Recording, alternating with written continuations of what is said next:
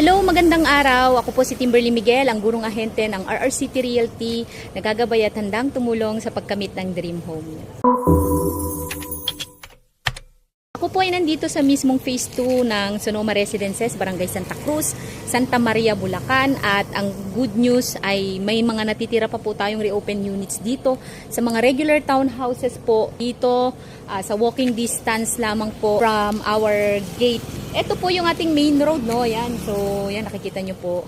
And dito po sa mga parts na to, sa mga blocks na to, ay talagang continuous ang construction ng mga units. And ang kagandahan po, yan, meron po tayong available na napakalapit lang po sa main road. Ayan, papakita ko po sa inyo ha. Ito po ang block 135. So, itong block 135 na ito, so yung mga facing dito po ay mga even numbers. At ang kagandahan, yung block 135